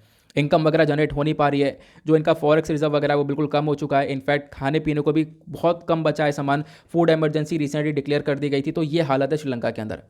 मैं आप लोगों को बताता हूँ एग्जैक्टली यहाँ पर क्या क्या देखने को मिलेगा श्रीलंका के अंदर, इकोनॉमिक क्राइसिस कहाँ कहाँ पर देखने को मिल रहे हैं। तो हाल ही में पता क्या हुआ था, श्रीलंका के जो प्रेसिडेंट है इन्होंने इकोनॉमिक इमरजेंसी तक डिक्लेयर कर दी थी, क्योंकि यहाँ पे जो खाने पीने की चीज़ें हैं वो काफ़ी तेज़ी से इनके ऊपर प्राइसेस बढ़ चुका था। इनकी करेंसी डेप्रिशिएट हो चुकी है, इनकी करेंसी की जो वैल्यू है दूसरे करेंसी के मुताबिक वो गिर चुकी है। ठीक है, इनका फॉरेक्स रिजर्व हर एक कंट्री का बहुत इंपॉर्टेंट पार्ट होता है, वो फॉरेक्स रिजर्व खत्म हो चुका है, वो बहुत कम हो चुका है। और लोन काफ़ी ज़्यादा ले रखा है, वो लोन भी चुकाना है। तो ये प्रॉब्लम आज के टाइम पर श्रीलंका में देखने को मिलेगी। अगर हम लोग बात करें आखिरकार श्रीलंकन इकोनॉमिक क्राइसिस के पीछे की जो ये क्या क्या फैक्टर हो सकते हैं, क्या क्या रीज़न है जिसकी वजह से यहाँ पर श्रीलंका की इकोनॉमिक क्राइसिस ये इतने ज़्यादा बदतर हो चुके हैं। पहला यहाँ पर रीज़न है अंडर परफॉर्मिंग टूरिज्म इंडस्ट्री। आप लोगों को पता होगा कि श्रीलंका के अंदर जो टूरिज्म है वो मेजर सोर्स है उनके इनकम का। लोग जाते हैं यहाँ पर घूमने जाते हैं, उसका वहाँ पे पैसा खर्चते हैं, तो वो पैसा है वो इकॉनमी के अंदर कंट्रीब्यूट हो रहा है। तो श्रीलंका का काफ़ी सारा पैसा टूरिज्म इंडस्ट्री से आता है। लेकिन हुआ क्या, कोविड-19 की वजह से वो टूरिज्म इंडस्ट्री यहाँ पर पिट गई। कोविड-19 पेंडेमिक की वजह से यहाँ पर क्या हुआ, वो टूरिज्म इंडस्ट्री पिटा, जिससे यहाँ पर आप कह सकते हो कि जो कंट्री की जीडीपी है इनका, जो एक बहुत बड़ा कॉन्ट्रीब्यूशन होता था टूरिज्म का, वो यहाँ पर बहुत ज़्यादा कम हो गया। उसके बाद इसी के दौरान क्या हुआ, जब कंट्रीब्यूशन कम हुआ, पैसा आया नहीं, उसके बाद क्या हुआ, जो फॉरेक्स रिजर्व है वो बहुत ज़्यादा कम हो गया। फॉरेक्स रिजर्व 2019 में श्रीलंका का $7.5 बिलियन हुआ करता था, लेकिन 2021 के अंदर ये सिर्फ और सिर्फ $2.8 बिलियन का बचा है, जिसमें से अभी लोन भी चुकाना है और ये पैसा ऐसे ही खत्म हो जाएगा। उसके बाद उसका नेक्स्ट रीज़न क्या है, डेप्रीसिएटिंग करेंसी। इनकी जो करेंसी की वैल्यू है वो डेप्रीसिएट हो रही है, करेंसी की वैल्यू दूसरे करेंसी के मुताबिक कम हो चुकी है। अगर हम लोग देखो डेप्रीसिएशन में हमेशा डॉलर के मुताबिक देखते हैं, तो डॉलर के मुताबिक आप देख पाओगे करेंसी की वैल्यू बहुत ज़्यादा गिर चुकी है इनकी, ये यहाँ पे बताया गया। उसके बाद यहाँ पर और क्या क्या बताया गया, इनकी जो डेप्रीसिएशन है वो लगभग आप कह सकते हो 8% से ये देखने को मिल रहा है, काफ़ी तेज़ी से गिरता हुआ। फिर उसके बाद इन्होंने बताया इन्फ्लेशन बहुत महंगा है वहाँ पर, मतलब इन्फ्लेशन बहुत ज़्यादा बढ़ चुका है, महंगाई बहुत ज़्यादा बढ़ चुकी है। श्रीलंका आज के टाइम पर काफ़ी ज़्यादा डिपेंडेंट है इंपोर्ट्स के ऊपर, फूड सप्लाईज़ के ऊपर, sugar, dairy product, wheat, medical supply, सब कुछ यहाँ पे बाहर से मंगाता है। ठीक है, अब क्या है, इनकी करेंसी की वैल्यू ऑब्वियस सी बात है गिर चुकी है, तो महंगाई काफ़ी ज़्यादा यहाँ पर देखने को मिल जाती है। उसके बाद क्या है, जो फॉरेन करेंसी का इन्फ्लो है वो यहाँ पर बिल्कुल कम हो चुका है। कोई यहाँ पर बाहर काम नहीं कर रहा है, कोविड-19 पैंडेमिक की वजह से लोग वापस से घर पे लौटे पड़े हैं। कोई यहाँ पर आप कह सकते हो श्रीलंका का एक्सपोर्ट देखने को मिलेगा नहीं, एक्सपोर्ट बहुत ज़्यादा कम कर रहा है। कोई वर्कर बाहर नहीं काम कर रहा जो कि इनको रेमिटेंस भेज सके, तो ये चीज़ें भी देखने को मिल रही हैं। तो इसकी वजह से भी आप कह सकते हो श्रीलंकन इकॉनमी काफ़ी हिट हुई है। उसके बाद फूड शॉर्टेज हो चुका है। अभी रिसेंटली श्रीलंका ने एक अपना डिसीजन लिया, डिसीजन ये था ऑर्गेनिक का, मतलब हम लोग क्या करेंगे, जो एग्रीकल्चर है उसको हम लोग ऑर्गेनिक एग्रीकल्चर की तरफ बढ़ेंगे। ठीक है, जो केमिकल फर्टिलाइजर्स होते हैं इन सब का इस्तेमाल बिल्कुल भी नहीं करेंगे, और इंपोर्ट करना ही बैन कर दिया उन्होंने कि हम लोग केमिकल फर्टिलाइजर्स को इंपोर्ट ही नहीं करेंगे, ऑर्गेनिक एग्रीकल्चर की तरफ बढ़ेंगे। और एक रात के अंदर ऑर्गेनिक फर्टिलाइजर को आगे बढ़ाना, तो ये सबसे बड़ी गलती थी इनकी, जिसकी वजह से यहाँ पर फूड का एक बहुत बड़ा शॉर्टेज हुआ, और आप कह सकते हो काफ़ी क्राइसिस क्रिएट हुआ है। बाद में इनको एमरजेंसी में केमिकल फर्टिलाइजर को मंगाना पड़ा। ये आप देख पाओगे एग्जैक्टली श्रीलंका के अंदर क्या सिचुएशन क्रिएट हो रही है। उसके बाद आते हैं, आगे चलते हैं अगले आर्टिकल पर। होंडुरस के बारे में चर्चा की थी। देखो होंडुरस चर्चा में है क्योंकि अभी होंडुरस को पहली विमेन प्रेसिडेंट मिली है इनकी, तो इसी वजह से यहाँ पर बोला था, आप लोग देख लेना इस बार मैप में। नेक्स्ट जो है पेज नंबर 12 पर आते हैं, दैट इज बिजनेस सेक्शन। देखेंगे इकॉनमी के पॉइंट ऑफ व्यू से इंपॉर्टेंट आर्टिकल को। यहाँ पे एक छोटा सा आर्टिकल है जो कि वनडे एग्जामिनेशन के पॉइंट ऑफ व्यू से इंपॉर्टेंट हो सकता है, आपसे वनडे एग्जामिनेशन में पूछा जा सकता है। केंद्र सरकार ने अपॉइंट किया है आनंद नागेश्वरन को as a CEA, chief economic adviser के तौर पर। अभी यहाँ पर एक नए व्यक्ति आ चुके हैं, तो आप लोग इनके बारे में ध्यान रख सकते हो। अभी क्या है, चीफ इकोनॉमिक एडवाइज़र का जो मेन काम होता है बस यही है कि वो एक तरीके से इकोनॉमिक एडवाइज़र काउंसिल के तौर पर काम करते हैं। ठीक है, इकोनॉमिक एडवाइज़र काउंसिल यहाँ पर मेन काम ये करता है कि आप कह सकते हो कि जो भी हमारे प्राइम मिनिस्टर है, जो भी हमारे एक तरीके से लेवल पर लोग देखने को मिलेंगे, उनको इकोनॉमिक की एडवाइस देते हैं। ठीक है, इकोनॉमिक के मामले में एडवाइस देते हैं कि किस प्रकार से चीज़ें लेकर चलनी है। अब क्या होता है यहाँ पर, मैंने आपको बताया जो इकोनॉमिक एडवाइजरी काउंसिल होता है, एक ये होता है economic advisory council to the prime minister. ठीक है, इसी के पार्ट टाइम मेंबर देखने को मिलते हैं CEA, मतलब चीफ इकोनॉमिक एडवाइजर, जो कि यहाँ पर प्राइम मिनिस्टर को सजेस्ट करते रहते हैं इकोनॉमी के रिगार्डिंग कि कैसे कैसे स्टेप्स हम लोग को आगे उठाना चाहिए। अब क्या बोला गया, ये जो यहाँ पर V आनंद नागेश्वरम है, ठीक है, इन्होंने रिप्लेस कर दिया पुराने वाले को। पुराने वाले कौन थे, वो कृष्णमूर्ति सुब्रमण्यम थे, तो यहाँ पर इनके बारे में भी ज़रूर ध्यान रख सकते हो, बाकी इसमें और कोई बात नहीं है। अगले आर्टिकल में डिस्कस करते हैं। यहाँ पर एक और इंपॉर्टेंट आर्टिकल है, जो बैंक है वो लगभग ट्रांसफ़र करने वाले हैं 50 NPAs को, लगभग वो 50,000 करोड़ रुपए का NPA होगा, ये ट्रांसफ़र करेंगे NARCL को, ये यहाँ पर बताया गया। अब NARCL क्या करेगा, NARCL इसको बिकवाएगा, बिकने के बाद जो पैसा मिलेगा वो बैंक को दिया जाएगा। तो मतलब क्या था, आपको पता होगा रिसेंटली यही स्टेप उठाया गया था कि हम लोग क्या करने वाले हैं, जो बैड बैंक होता है उसको एक तरीके से हम लोग सही लेकर चलेंगे। NPA होता क्या है, नॉन परफॉर्मिंग एसेट होता है। मान लो एक बैंक है, बैंक ने लोन दिया, अब बैंक ने लोन तो दे दिया, वो लोन बैंक के पास वापस नहीं आ रहा है। वापस आने के साथ साथ आप कह सकते हो लोन के साथ साथ उनका जो इंटरेस्ट वगैरह ब्याज वगैरह वो कुछ भी बैंक के पास नहीं आ रहा, बैंक का पैसा वो डूब गया। ठीक है, बैंक ने लोन दिया, वो वापस से बैंक के पास आया नहीं, उसको हम लोग बोलते हैं NPA, नॉन परफॉर्मिंग एसेट, वो पैसा बेकार हुआ। उसी के लिए आपको पता होगा रिसेंटली हमारी सरकार ने एक स्टेप उठाया था कि हम लोग बैड बैंक को बनाएंगे। बैड बैंक यहाँ पर इसका नाम ही बैड है, लेकिन काम अच्छा करती है। काम क्या है यहाँ पर, ये लोग इसी NPA को रिकवर करेगी। NPA को रिकवर किस बेसिस पर करेगी, जो भी पैसा यहाँ पर डूब गया बैंक का वो रिकवर किया जाएगा। होता क्या है, बैंक ने क्या किया होगा, बैंक ने आप कह सकते हो कि जब भी लोन दिया होगा उससे एक सिक्योरिटी को रखा होगा कि भाई ये रख के जाओ, उसके बाद पैसा लेके जाओ, है ना। तो अभी यहाँ पर उसी सिक्योरिटी को सेल करने के बारे में चर्चा की जा रही है। ठीक है, अब क्या होता है, बैंक को सिक्योरिटी आपने दी है, अब वही अब जब बैंक के पास पैसा नहीं आएगा तो क्या करेगी बैंक, वही सिक्योरिटी बेचेगी, उस सिक्योरिटी को बेचकर पैसा कमाएगी, है ना। तो उस सिक्योरिटी को बेचने के लिए रिसेंटली हमारी सरकार ने कुछ स्टेप्स उठाए थे। रिसेंटली यहाँ पर कुछ NARCL को बनाने के बारे में चर्चा की थी। NARCL का मतलब है यहाँ पर नेशनल एसेट रिकंस्ट्रक्शन लिमिटेड, आपको पता होगा, मैं आपको डायरेक्टली पॉइंट के ऊपर लेकर चलता हूँ।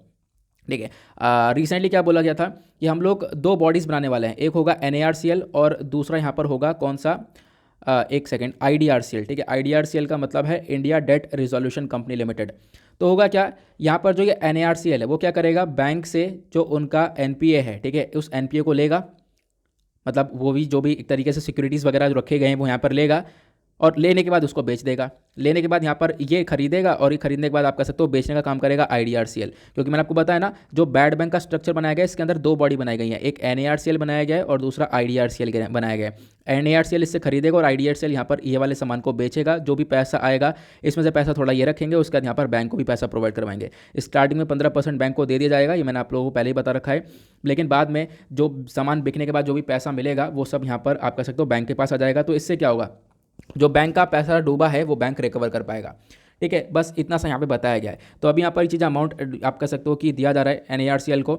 मैंने आपको बता दिया एनएआरसीएल क्या है, आईडीआरसीएल क्या है। एनएआरसीएल आईडीआरसीएल का क्या काम होगा, ये लोग क्या करेंगे, जो भी पैसा यहाँ पर डूब चुका है बैंक का, बैंक ने कुछ सिक्योरिटी रख रखी है, बैंक वहाँ पर वो ट्रांसफर कर देगा एनपीए इस एनएआरसीएल को, और एनएआरसीएल आईडीआरसीएल साथ में मिलकर काम करते हैं। और क्या होगा, आईडीआरसीएल उसी एनपीए को बेच देगा। बेचने के बाद जो भी पैसा आएगा यहाँ पर थोड़ा इनको अमाउंट मिलेगा, प्लस उसके बाद यहाँ पर बैंक को भी अमाउंट दे दिया जाएगा, जिससे कि उनका एनपीए रिकवर हो जाएगा। क्लियर हुआ? आई होप आप लोग इसको अच्छे से क्लियर कर गए होंगे। नाउ अब हम लोग चलते हैं अपने एडिटोरियल के ऊपर, देखेंगे आज के इंपॉर्टेंट एडिटोरियल्स को। तो आज सैटरडे है, सैटरडे में वैसे भी एडिटोरियल काफ़ी कम आते हैं। जल्दी से ओवरव्यू लेंगे क्या क्या हमें डिस्कस करना है। सैटरडे में देखो एक दूसरा पेपर आता है, उस पर कोई एडिटोरियल आता नहीं। यहाँ पर आप कह सकते हो कि ग्राउंड जीरो आता है, ग्राउंड जीरो हमारे लिए इंपॉर्टेंट होता नहीं है। पहला एडिटोरियल बात करता है India must say stay in step with the changes in the central Asian region. आपको पता होगा रिसेंटली इंडिया और सेंट्रल एशिया समिट का एक मीटिंग हुआ है। ठीक है, उस मीटिंग के अंदर क्या क्या डिस्कशन हुआ वो यहाँ पे बताया गया है, और प्लस इंडिया को अपने रिलेशंस और ज़्यादा अच्छे से डेवलप कर लेने चाहिए सेंट्रल एशियन रीजन के साथ, वो यहाँ पर बताया गया। तो मैं आपको लेकर चलता हूँ इस आर्टिकल के डिटेलिंग के ऊपर। ये न्यूज़ में क्यों है, क्योंकि हाल ही में जो प्राइम मिनिस्टर ऑफ इंडिया है इन्होंने यहाँ पर इंडिया सेंट्रल एशिया जो समिट है उसको होस्ट किया। वर्चुअल फॉर्मेट मतलब वीडियो कॉन्फ्रेंस के माध्यम से यहाँ पर इसको होस्ट किया था। और आप कह सकते हो इस समिट को इंडिया के प्राइम मिनिस्टर तो थे ही, साथ ही साथ जो ये सेंट्रल एशिया के अंदर 5 कंट्रीज़ आती हैं, कजाकिस्तान, किर्गिस्तान, उसके बाद यहाँ पर तजिकिस्तान, तुर्कमेनिस्तान, उज़्बेकिस्तान, इन कंट्रीज़ के प्रेसिडेंट भी यहाँ पर थे इस मीटिंग के अंदर। इन्होंने अटेंड किया, अच्छे से बातचीत करी है, और ये पहला इंडिया सेंट्रल एशिया आपको समिट देखने को मिलेगा। ठीक है, मतलब कि ऐसा समिट ये देखने को मिलेगा जो कि हमारी 30th एनिवर्सरी भी पूरी हो रही है, डिप्लोमेटिक रिलेशंस डेवलप हो रहे हैं, डिप्लोमेटिक रिलेशंस पूरे हो रहे हैं इंडिया सेंट्रल एशिया के बीच में। इसके बेसिस पर आपको यहाँ पर ये पहला ऐसा समिट भी देखने को मिल जाता है। ठीक है, लेकिन अगर हम बात करें जो समिट है, इससे पहले मतलब भारत जब इन सेंट्रल एशियन कंट्रीज़ के साथ बातचीत किया, इससे 2 दिन पहले ऑलरेडी चाइना बातचीत कर चुका था इन कंट्रीज़ के साथ। चाइना ने यहाँ पर इनके साथ कॉन्फ्रेंस रखा था, चाइना ने इन कंट्रीज़ के साथ बातचीत की, और चाइना ने यहाँ पर $500 मिलियन का अपना एक तरीके से ऑफर किया है असिस्टेंस, कि हम लोग इतना पैसा प्रोवाइड करवाएंगे। चाइना कोशिश कर रहा है कि इन सेंट्रल एशियन कंट्रीज़ के साथ जो व्यापार है उसको दुगना कर दिया जाए। पहले यहाँ पर आप कह सकते हो कि $70 बिलियन का यहाँ पर अभी के आज के टाइम पर चाइना और सेंट्रल एशियन कंट्रीज़ का $40 बिलियन का व्यापार देखने को मिलेगा। इसको इंक्रीज़ करके यहाँ पर ये $70 बिलियन का पहुँचाना चाहते हैं। तो मतलब चाइना अपने रिलेशंस बहुत अच्छी तरीके से यहाँ पर डेवलप करना चाहता है सेंट्रल एशियन नेशंस के साथ। इसी वजह से इंडिया को भी रिक्वायरमेंट है कि इंडिया भी अपने रिलेशंस को काफ़ी बेहतरीन तरीके से डेवलप करे सेंट्रल एशियन कंट्रीज़ के साथ। सेंट्रल एशियन कंट्रीज़ कौन सी है, मैंने आपको बता दिया 5 कंट्रीज़ हैं, जो कि नाम मैंने भी थोड़ी देर पहले बताए थे। अब क्या होता है, देखो इसी को हम लोग बोलते हैं एक इंडिया सेंट्रल एशिया डायलॉग। ठीक है, एक इंडिया सेंट्रल एशिया डायलॉग भी होता है जहाँ पर ये कंट्रीज़ मिलकर बातचीत करती हैं। तो इंडिया और सेंट्रल एशिया के अंदर 5 कंट्री और इंडिया अपनी तरफ एक है ना, तो इनके बीच में डिस्कशन होता है।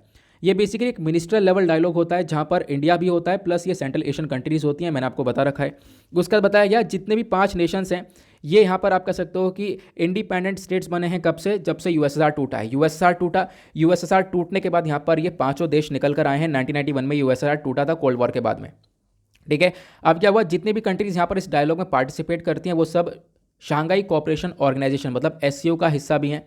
तुर्कमेनिस्तान को छोड़कर बाकी जो कंट्रीज़ है वो एससीओ का भी पार्ट आपको देखने को मिलेंगी। ठीक है, ये आपको ध्यान रखना है। उसके बाद जो ये डायलॉग है बेसिकली ये मेन फोकस करता है कुछ इश्यूज़ के ऊपर, और वो मतलब कि जो बातचीत करते हैं कंट्रीज़, भारत यहाँ पर फोकस ये करता है कि हम इन कंट्रीज़ के साथ क्या कर सकें, अपनी कनेक्टिविटी को बढ़ा सकें। सबसे बड़ी दिक्कत क्या आती है ना, वो कनेक्टिविटी को लेकर आती है। कनेक्टिविटी को दिक्कत क्या आती है मैं आपको बताता हूँ। जैसे मान लो हम लोगों ने यहाँ पर स्ट्रक्चर बनाया थोड़ा सा इंडिया का, ठीक है। अब उसके बाद जैसे आप लोग यहाँ पर देखोगे, इधर आपको ये पाकिस्तान नज़र आएगा, इधर आपको पीछे अफगानिस्तान नज़र आएगा, इसके ऊपर यहाँ पर ये तुर्कमेनिस्तान होगा, तुर्कमेनिस्तान से ऊपर आपको उज़्बेकिस्तान देखने को मिलेगा, उज़्बेकिस्तान से ऊपर आपको कजाकिस्तान देखने को मिलेगा, इधर किर्गिस्तान देखने को मिलेगा। तो 5 नेशंस यहाँ पर स्टैंड करते हैं। होता क्या है, इंडिया की जो कनेक्टिविटी है, लैंड कनेक्टिविटी, वो इन कंट्रीज़ के साथ प्रॉपरली बन नहीं पाती है। ये हमारी एक सबसे बड़ी प्रॉब्लम देखने को मिलती है। तो इसी का सॉल्यूशन को लेकर हम लोग काफ़ी चर्चा करते रहते हैं कि किस प्रकार से इंडिया सेंट्रल एशिया के बीच में एक तरीके से कनेक्टिविटी काफ़ी अच्छी करी जाए। ठीक है, उसके बाद यहाँ पर अब क्या बोला गया, अब ये जो अभी बातचीत हुई है, जो भी इनका डिस्कशन हुआ है, इस डिस्कशन में यहाँ पर आप कह सकते हो सबसे पहला पॉइंट वही रखा गया है कि इनके रिलेशंस को एक नई हाइट पर लेकर जाया जाएगा। प्लस अब यहाँ पर ये फोकस करेंगे कि मतलब हर बार इनके समिट होते रहें, क्योंकि होगा क्या, जब एक कंट्री दूसरे कंट्री के साथ, दूसरे ग्रुप के साथ समिट करती रहेगी तो उससे रिलेशंस बने रहेंगे। तो हमने फोकस ये किया है कि हम लोग क्या करेंगे, समिट करते रहेंगे, हर 2 साल में हम लोग मिलते रहेंगे और उसके इसी प्रकार से हम लोग डिस्कशन करते रहेंगे। रेगुलर मीटिंग्स होती रहेंगी, फॉरेन मिनिस्टर की, ट्रेड मिनिस्टर की, कल्चर मिनिस्टर की, ये भी बातचीत की गई अभी, क्योंकि अभी जब बातचीत हुई तो यहाँ पर बोला गया अब हमारे मिनिस्टर्स मिलते रहेंगे, रेगुलरली मीटिंग चलती रहेंगी, जिससे हमारा एक रिलेशन डेवलप रहेगा, एक कनेक्टिविटी सेंट्रल एशियन कंट्रीज़ के साथ हमारी बनी रहेगी, ये यहाँ पर बोला गया। उसके बाद जो इंडिया और सेंट्रल एशिया सेक्रेटेरिएट है न्यू दिल्ली के अंदर, वही बनाया जाएगा, मतलब एक बिल्डिंग बनाई जाएगी इंडिया सेंट्रल एशिया के नाम पर। ठीक है, एक सेक्रेटेरिएट बनाया जाएगा न्यू दिल्ली में, ताकि हम लोग एक तरीके से नए रिलेशन को सपोर्ट करते हुए नजर आए। ये यहाँ पर चर्चा की गई इसी समिट के अंदर। उसके बाद दूसरा point, India central Asia cooperation को लेकर चर्चा की गई।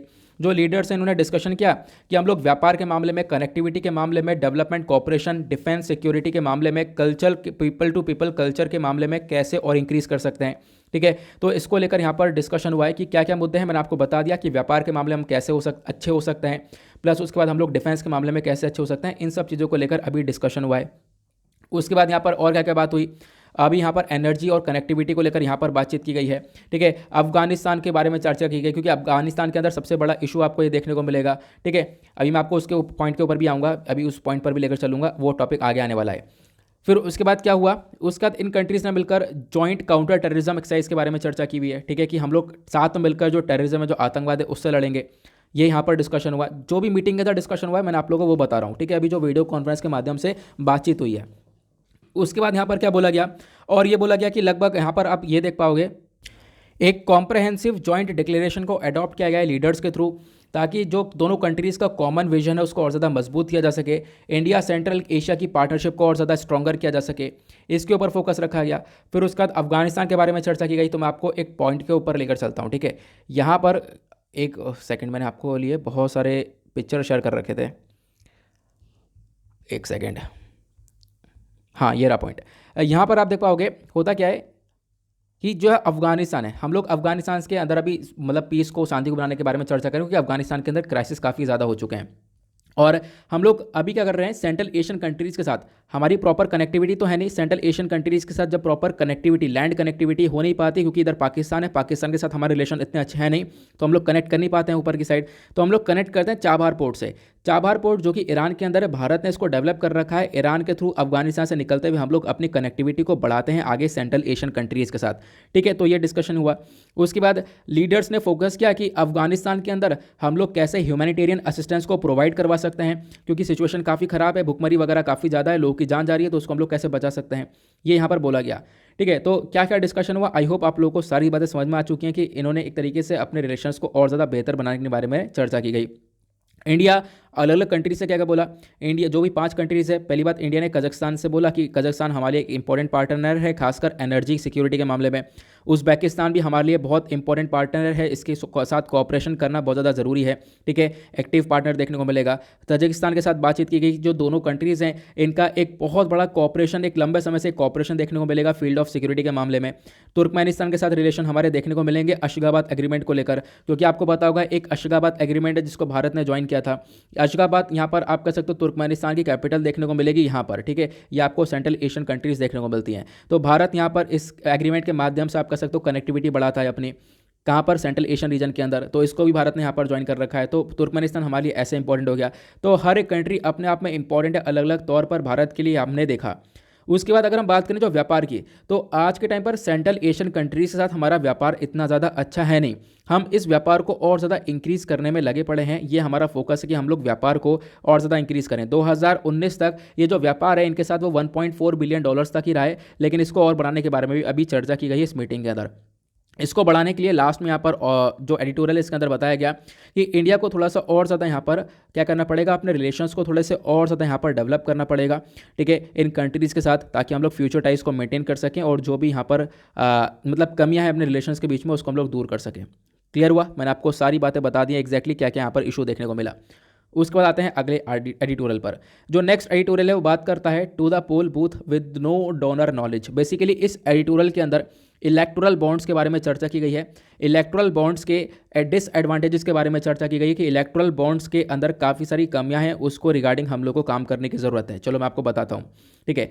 अब ये आर्टिकल आपका जीएस पेपर 2 के पॉइंट ऑफ व्यू से इंपॉर्टेंट हो जाएगा। सिलेबस के अंदर अलग अलग टॉपिक है, transparency and accountability, government policies, interventions, उससे आप लोग रिलेट कर सकते हो। इलेक्शंस का टॉपिक देखने को मिलेगा। तो पहली बात तो आखिरकार इलेक्टोरल बॉन्ड होते क्या है, आपको ये समझना होगा। अब होता क्या है, क्या आपको पता है कोई भी पॉलिटिकल पार्टी है, ठीक है। अब पॉलिटिकल पार्टी के पास पैसा कैसे आता है, पॉलिटिकल पार्टी को जो भी फंडिंग होती है वो कैसे होती है, ठीक है। पॉलिटिकल पार्टी के पास फंडिंग होती है इलेक्टोरल बॉन्ड के माध्यम से, ठीक है। तो आपको ध्यान रखना है। इस चर्चा में इसलिए क्योंकि रिसेंटली आपने देखा होगा कि अभी इलेक्टोरल बॉन्ड को थोड़ी देर के लिए चलाया गया था, जो भी अभी इलेक्शन है स्टेट लेजिस्लेटिव्स के, उसके चक्कर में, है ना। और सुप्रीम कोर्ट को बोला गया कि सुप्रीम कोर्ट आज के टाइम पर काफ़ी कुछ करने लगा है इलेक्टोरल बॉन्ड्स को लेकर। सुप्रीम कोर्ट भी काफ़ी कुछ अगेंस्ट में यहाँ पर बोलता है, जो कि होना भी चाहिए, क्योंकि इलेक्टोरल बॉन्ड्स के अंदर काफ़ी सारी कमियां हैं जिसको सुधारने की काफ़ी हद तक आवश्यकता है, ऐसा यहाँ पर ऑथर बोलते हैं, ठीक है। अब मैं आपको पॉइंट पर लेकर चलता हूँ। पहले तो इलेक्टोरल बॉन्ड होता क्या है, देखो ये कुछ इस प्रकार से आपको ये बॉन्ड देखने को मिलता है। 1,000 रुपये का ये बॉन्ड है, एसबीआई यहाँ पर इस बॉन्ड को देता है। तो आप लोग क्या करोगे, कैसे किसी पॉलिटिकल पार्टी को कैसे पैसे दे सकते हो, तो क्या करना होता है, ये जो बॉन्ड है, ये बॉन्ड यहाँ पर अलग अलग रुपए के आते हैं, 1,000, 10,000, 1 लाख, 10 लाख, 1 करोड़, और इसकी कोई भी मैक्सिमम लिमिट नहीं है। आप जितने रुपए पॉलिटिकल पार्टी को डोनेट कर सकते हो उतने डोनेट कर सकते हो, कोई भी मैक्सिमम लिमिट इसके ऊपर की देखने को मिलेगी नहीं, ठीक है। यहाँ पर बताया गया जो स्टेट बैंक ऑफ इंडिया है वो यहाँ पर इन बॉन्ड्स को इशू करता है, ठीक है। और होता क्या है, यहाँ पर आप लोग जाओगे बैंक में, बैंक से बॉन्ड परचेज करोगे और बैंक को पैसा दे दोगे, ठीक है। अब बैंक को पैसा दे दिया जाएगा, आपने बैंक से बॉन्ड परचेज कर लिया, और फिर क्या होगा, आपकी जो भी मन पसंदीदा पॉलिटिकल पार्टी है उसको लेकर जाकर वो बॉन्ड दे दोगे, ठीक है। अब क्या होगा, वो बॉन्ड से वो पॉलिटिकल पार्टी पैसा ले लेगी। ये यहाँ पर प्रोसेस होता है किसी भी पॉलिटिकल पार्टी को पैसा देने का, ठीक है। ये आपको ध्यान रखना है। उसके बाद मैंने आप लोगों को बता दिया कोई भी व्यक्ति यहाँ पर बॉन्ड को परचेज कर सकता है, कोई भी व्यक्ति साथ में मिलकर या जॉइंटली या इंडिविजुअली कैसे भी यहाँ पर इसको परचेज किया जा सकता है। लेकिन खास बात यह है कि इसमें किसी का नाम मेंशन नहीं होगा, किसने पैसा दिया है, किस बिजनेस ने दिया है, कोई भी नाम यहाँ पर मेंशन नहीं देखने को मिलेगा। किसने कितना रुपया दिया, कुछ भी आपको ये देखने को नहीं मिलता है। आपको कुछ पता ही नहीं चलेगा हाँ किसने कितना सपोर्ट किया है किस पॉलिटिकल पार्टी को। यही अपने आप में सबसे बड़ी दिक्कत यहाँ पर बताई गई है ऑथर के थ्रू। क्लियर हुआ। अब बात करते हैं कुछ बैकग्राउंड की। जो ये इलेक्टोरल बॉन्ड स्कीम है यहाँ पर ये बोला गया, ये कहीं ना कहीं हमारा जो ट्रेडिशन वाला मामला था, मतलब पुराने ज़माने में अंडर द टेबल डोनेशन चलता था, खूब डोनेशन चलता था, ठीक है, करप्शन चलता था बहुत ज़्यादा, उस चीज़ को एक तरीके से आप कह सकते हो कि उसके अगेंस्ट में यहाँ पर लाया गया था इलेक्टोरल बॉन्ड। इलेक्टोरल बॉन्ड के अंदर यहाँ पर चेक और डिजिटल पेपर चलते हैं, ट्रांजैक्शन यहाँ पर डिजिटली होता है, तो यहाँ पर आप कह सकते हो ज़्यादा इशू नहीं है, लेकिन तब भी काफ़ी हद तक कॉन्ट्रोवर्शियल ये बन चुका है। कॉन्ट्रोवर्शियल कैसे बन चुका है आगे बताऊँगा। अब यहाँ पर सुप्रीम कोर्ट ने बोला कि आज के टाइम पर इलेक्टोरल बॉन्ड्स का काफ़ी हद तक मिसयूज़ हो रहा है। ये पॉइंट यहाँ पर सुप्रीम कोर्ट ने पॉइंट आउट किया। और कैसे मिसयूज़ हो रहा है, पहली बात तो आपको ये देखने को मिलेगा कि यहाँ पर आपको एनोनिमिटी देखने को मिलेगी। मतलब क्या, मतलब है कि किसी को पता ही नहीं कि किसने पैसा कितना दिया है, मतलब डोनर कौन है, कितना रुपया उसने दिया है, किसी को कुछ नहीं पता कि पॉलिटिकल पार्टी के पास कितना आया है। सबसे बड़ा कंसर्न यहाँ पर यही है, ठीक है। कोई भी यहाँ पर डोनर है या कोई भी पॉलिटिकल पार्टी है यहाँ पर, अब वो उसका नाम हम लोगों को पता नहीं चलता है। ये इशू यहाँ पर बोला गया, सुप्रीम कोर्ट के थ्रू बोला गया कि ये इशू है, ठीक है। अब लोगों के पास जानकारी जानने की है बिल्कुल कि हम लोग इन्फॉर्मेशन ले सकते हैं, लेकिन हम लोग को यहाँ पर ये बताया नहीं जाता। उसके बाद दूसरा यहाँ पर दूसरा पॉइंट यहाँ पर ऑथर ने क्या मेंशन किया था, पहली बात तो पार्टीज हैव नो एप्लीकेशन। मैंने आप लोग को बता दिया कि कौन कितना पैसे दे रहा है कुछ नहीं पता हम लोगों को। और वो पॉलिटिकल जो डोनेशन होता है बेसिकली बॉन्ड, इलेक्टोरल बॉन्ड के बारे में यहाँ पे बता रखा है आप लोगों को। उसके बाद यहाँ पर कितना कितना रुपया दिया जाता है, 1,000 से 1 करोड़ प्लस, कोई और लिमिट नहीं है इसकी, आप कितना भी परचेज कर सकते हो, मैंने आप लोगों को बताया। उसका बताया कोई ट्रांसपेरेंसी नहीं है, ठीक है, किसी को कुछ पता ही नहीं पॉलिटिकल फंडिंग कितनी आ रही है, कोई ट्रांसपेरेंसी नहीं देखने को बाद ट्रांसपेरेंसी ना देखने के साथ साथ आप देख पाओगे इसमें एक लिमिट नहीं देखने को मिलती है। उसके बाद यहाँ पे बोला गया कि आप ये भी देख पाओगे कोई लिमिट नहीं है अमाउंट की, ठीक है, आपने कोई लिमिट नहीं रखी है। पहले एक लिमिट रख रखी थी कि भाई इतना अमाउंट, कोई कंपनी है उस कंपनी का कोई इतना प्रॉफिट है, तो मतलब आप कह सकते हो मान लो कोई कंपनी है वो डोनेट कर सकती है, लेकिन 7.5% जो उसका नेट प्रॉफिट होगा उससे ज़्यादा डोनेट नहीं कर सकती। मतलब एक लिमिट सेट कर रखी थी कंपनीज़ के ऊपर, इन लिमिट को हटा दिया गया। आज के टाइम पर बहुत सारा पैसा डोनेट किया जा रहा है, ब्लैक मनी का यूज़ किया जा रहा है, ब्लैक मनी को यहाँ पर हम लोग व्हाइट मनी में कन्वर्ट कर देते हैं, ऐसी चीज़ें यहाँ पर देखने को मिलती है। तो ये यहाँ पर ऑथर का कहना है कि आज के टाइम पर जो ये बॉन्डिंग वाला सिस्टम है इसके अंदर जो चीज़ें छुपा के रखी गई हैं ये अपने आप में कंसर्न है। अगर लोगों के पास तक आए तो हम लोग को चीज़ें पता चलें, लेकिन लोगों तक के पास तक यहाँ पर ये सारी बातें पहुँचती नहीं है। अब इसके रिगार्डिंग सरकार क्या बोलती है, सरकार का क्या कहना है मैं आप लोगों को बताता हूँ। ऑथर क्या बोलता है कि सरकार यहाँ पर क्या बोलती है, सरकार अपने डिफेंस में यहाँ पर स्टेप उठा दिया। सरकार का कहना यहाँ पर यह है कि जो भी political parties representation of the people acts के अकॉर्डिंग रजिस्टर्ड हैं उन्हीं को यहाँ पर ये एक तरीके से आप कह सकते हो ये मतलब पैसा मिलता है, यहाँ पर वही डोनेशन रिसीव करती हैं। तो मतलब सारी पॉलिटिकल पार्टी को रिसीव नहीं किया जाता डोनेशन, मतलब सारी पॉलिटिकल पार्टी यहाँ पर डोनेशन नहीं लेती हैं, बहुत कम पॉलिटिकल पार्टीज जो कि डोनेशन को लेती हैं, सरकार का कहना यह है। उसके बाद बोला गया कि देखो जो हमारा ब्लैक मनी है, ब्लैक मनी के बारे में बात करें तो ब्लैक मनी का कोई यहाँ पर यूज़ नहीं हो रहा है। यहाँ पर बोला गया सारा जो भी पेमेंट आता है वो सब वाइट मनी है। कैसे है? क्योंकि यहाँ पर बोला गया जितना ही पेमेंट होता है वो सब चेक और डिमांड ड्राफ्ट के थ्रू होता है। सरकार ने यहाँ पर ये बोला जो भी बॉन्ड है वो सब वाइट मनी के अंदर देखने को मिलेगा। उसके बाद यहाँ पर सरकार ने और क्या बोला? सरकार ने बोला जो इलेक्शन कमीशन ऑफ इंडिया है वो भी यहाँ पर सपोर्ट करता है। देखो इलेक्शन कमीशन ऑफ इंडिया यहाँ पर सपोर्ट करता है। इलेक्शन कमीशन ऑफ इंडिया का यहाँ पर कहना यह है कि एक सेकंड मैं लेकर चलता हूँ। हाँ, इलेक्शन कमीशन ऑफ इंडिया का कहना है कि देखो अगर हम लोग पुराने वाले सिस्टम से इसको कंपेयर करें, पुराने वाले सिस्टम में कैश फंडिंग हुआ करती थी, आप लोग पैसे तुरंत पैसे ले आके दे देते पॉलिटिकल पार्टी को। तो पुराना वाला सिस्टम तो यहाँ पर बिल्कुल अनअकाउंटेबल था, लेकिन अभी यहाँ पर सिस्टम थोड़ा सा बदल चुका है, यहाँ पर चीज़ें थोड़ी सी रेगुलेटेड वे में चल रही हैं। तो ये यहाँ पर सरकार का डिफरेंस देखने को मिलेगा। सरकार बोलती है कि हाँ अब यहाँ पर काम सही से चल रहा है, लेकिन सरकार का डिफरेंस देखने को मिलेगा। लेकिन यहाँ पर ऑथर बोलते हैं कि इसके रिगार्डिंग काम करने की ज़रूरत है, क्योंकि लोगों के पास क्या है? Right to information. लोगों के पास भी तो जानकारी लेने का हक है ना पूरी तरह से। लोगों ने पैसा दिया है, लोगों का टैक्स यहाँ पर यूज़ हो रहा है, तो यहाँ पर बेसिकली क्या करना चाहिए? लोगों को पता होना चाहिए कि एग्जैक्टली ये क्या क्या देखने को मिलता है, कि कितना कितना यहाँ पर ये पॉलिटिकल पार्टीज़ को फंड आ रहा है, ये इंसान को पता होना चाहिए, इंडिविजुअल सिटीजन्स को पता होना चाहिए। हम लोगों को पता चलेगा, थोड़ा चीज़ें यहाँ पर ट्रांसपेरेंसी में रहेंगी, तो इससे काफ़ी कुछ जो करप्शन है वो भी यहाँ पर कम होता हुआ नजर आएगा। प्लस हमें पता चलेगा एग्जैक्टली ये प्रोसेस कैसे काम कर रहा है। क्लियर हुआ? आई होप आप लोगों को यहाँ पर ये सारी चीज़ें मैंने आप लोगों को बता दी हैं। आगे आते हैं नेक्स्ट एडिटोरियल की तरफ। नेक्स्ट एडिटोरियल बात करता है करप्शन को लेकर। एक स्टेटमेंट को यहाँ पर ऑथर ने पकड़ा है। ऑथर ने स्टेटमेंट क्या पकड़ा है मैं आपको बताता हूँ। ऑथर ने यहाँ पर बोला यह है, दिसंबर 10 2021 की बात है, इसको हम लोग थोड़ा सा ऐसे रखेंगे। दिसंबर 10 2021 की बात है। ये डार्क डे था हमारे इतिहास में, इंडियन जुडिशरी के इतिहास में डार्क डे था। आपको कहोगे ऐसा क्या हो गया? एक टेलीविजन इंटरव्यू चल रहा था उस समय। यहाँ पर क्या हुआ, एक तरीके से करप्शन के ऊपर बातचीत चल रही थी। तो हमारे एक former chief justice of India है जिनका नाम है रंजन गोगोई। ठीक है, ये former chief justice of India, इनका क्या कहना हुआ? जो करप्शन है, corruption is as old as society. मतलब करप्शन बहुत पुराना देखने को मिलेगा, और करप्शन यहाँ पर एक एक्सेप्टेबल वे में यहाँ पर बन चुका है। यहाँ पर सब लोग एक्सेप्ट करते हैं, और कोई भी जजेस जो भी जज हैं वो कोई हेवन से नहीं आए, मतलब कोई यहाँ पर आप कह सकते हो हेवन स्वर्ग से नहीं आए। मतलब करप्शन सब जगह देखने को मिलेगा, हर एक करप्शन कर रहा है। ऐसा यहाँ पर इन्होंने खुलेआम टेलीविजन में बोल दिया। मतलब कहीं ना कहीं इंडियन जुडिशरी को यहाँ पर ये बोल दिया, इंडियन जुडिशरी की डिसरिस्पेक्ट कर दी यहाँ पर इन्होंने। लेकिन क्या हुआ, इनके रिगार्डिंग कोई ऐसा स्टेप नहीं उठाया गया। तो ऑथर यहाँ पर यही चीज़ टारगेट करते हैं। ऑथर यहाँ पर यही बोलते हैं कि भाई ऐसा कैसे कि इनके रिगार्डिंग कोई काम नहीं मतलब इनके रिगार्डिंग कोई स्टेप नहीं उठाया गया। इन्होंने ऐसी बात बोली है जो कि कहीं ना कहीं डिसरिस्पेक्ट कर रहा है, और इससे क्या है, इससे कहीं ना कहीं आप कह सकते हो लोगों का जो कॉन्फिडेंस है वो लूज़ होगा। ठीक है, लोगों का जो कॉन्फिडेंस है वो खत्म हो चुका है, मतलब खत्म होता हुआ नजर आ रहा है। तो ये जो आप कह सकते हो करप्शन टॉक के ऊपर ये काम किया, ग्राफ टॉक मतलब करप्शन टॉक। करप्शन टॉक के अंदर यहाँ पर जो काम किया गया है, करप्शन टॉक के अंदर जो भी बात बोली गई है farmer chief justice of India के थ्रू, ये अपने आप में आप कह सकते हो ये चुप बैठने वाली बात नहीं है। पहली बात तो यहाँ पर इनके अगेंस्ट में कोई काम करना पड़ेगा।